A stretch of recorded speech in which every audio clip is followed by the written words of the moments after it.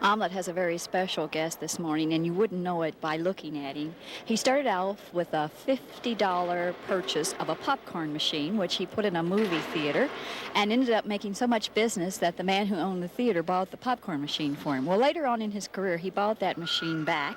And another hint I could give you is he's the landlord of some 300,000 double beds throughout the country. He is the founder and the chairman of the board of Holiday Inns by the name of Mr. Kemmons Wilson.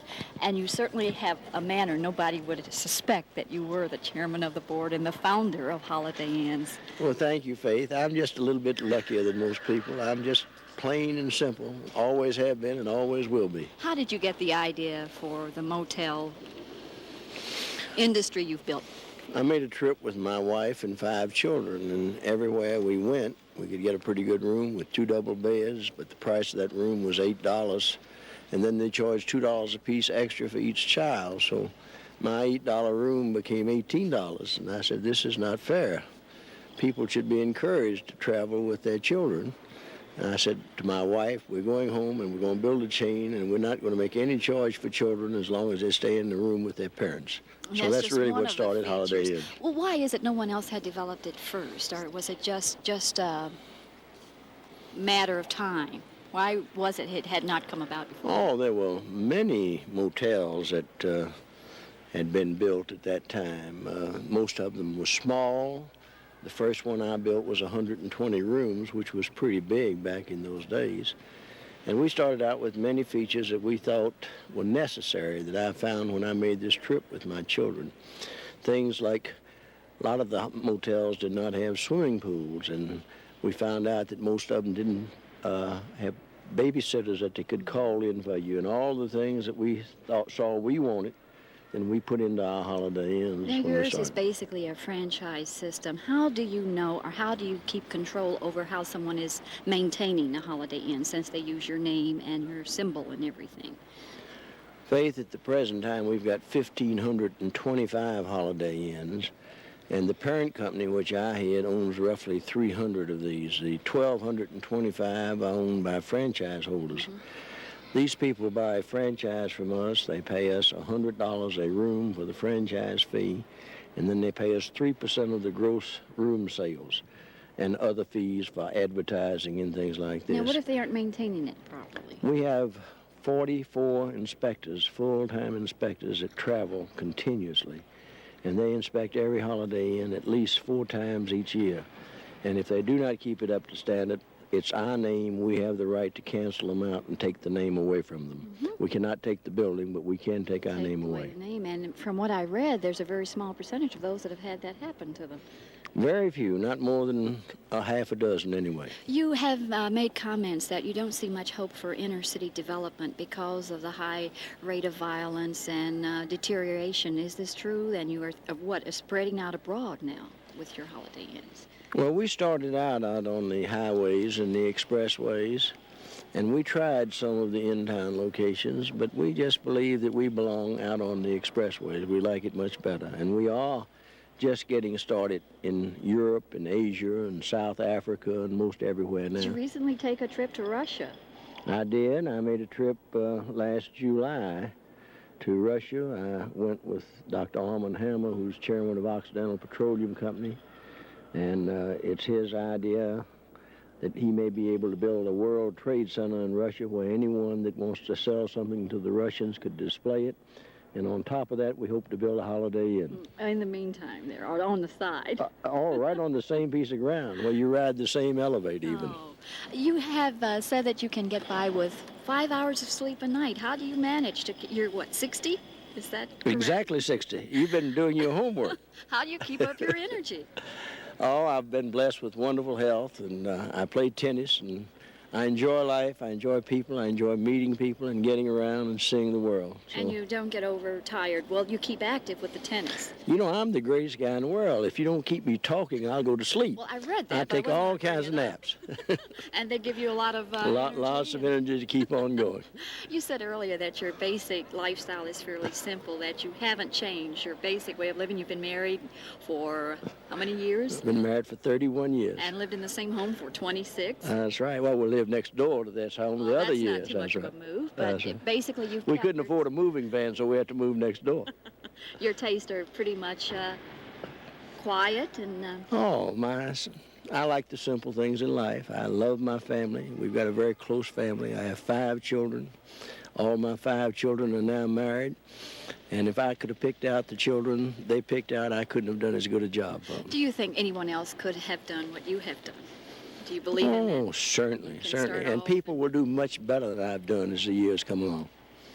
What do you Much see better. as the future for? Do you get upset by the criticism that some people make that all motels look the same and there's so many who have copied what you started off doing?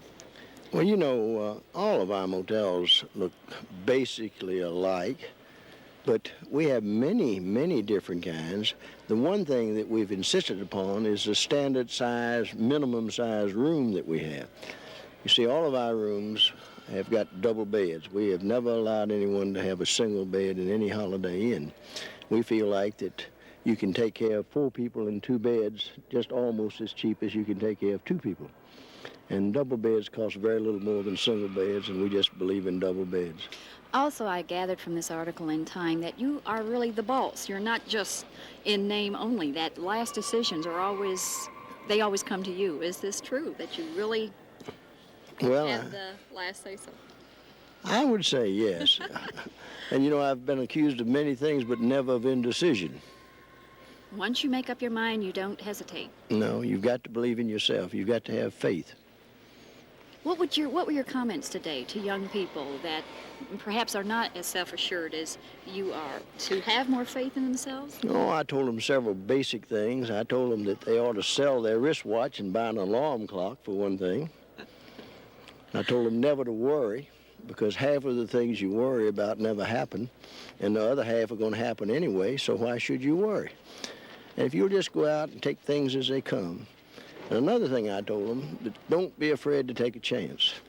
And you've got to remember that even a broken watch is exactly right twice every 24 hours. I better mention right now where we are. Is this a fantastic buildings we've been discussing. You gave the commencement address at Northwood Institute in West Baden, Indiana, so that will explain to the home audience where we are. What do you think of young people today? I think they're great. And you know, you hear about the bad ones, but when you come to a school like this, and you see the kids here and the way they're working, and I see all my children and the people they go with, I'm very convinced that the world's in good hands.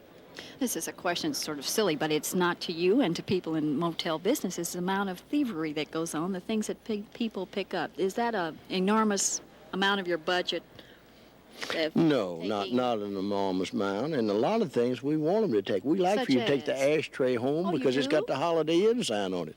What about all the towels? Well, we don't particularly want you to take the towels, but that's all part of business, and it's very small, really. Is very, it really? very small. It's not as much as you would No, it really isn't. 99% of the people in the world are honest and will look after your stuff. It's only the 1% of the people that we have the trouble with. Well, you have a lot of other features. I was reading that you have a chaplain that is on call. You have doctors and dentists if the case needed. Or We do. We arose. have 2 full-time chaplains that work for Holiday Inns, and they have gone out, and there's a chaplain on call in every Holiday Inn, some volunteer chaplain that's near a Holiday Inn, and if you have a problem, they can call him for you.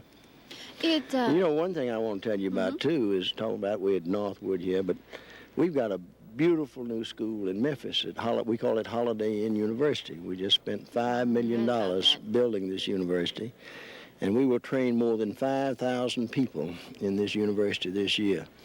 We teach the innkeeper, we teach the food manager, we teach the housekeeper, that's right, and then they go back with films and teach all the other people that work for the Holiday Inns there. What about the reputation sometimes motels have received, and justly so? I guess it's not their fault that they're used for other means beside resting places for traveling families. Well, you know, I don't believe we will ever be able to change the morals of the world, but we do have a sign in front of every Holiday Inn that says positive identification is required for any local guest. In other words, if you are living in Louisville and you drive up in your car, we want to know why you're there.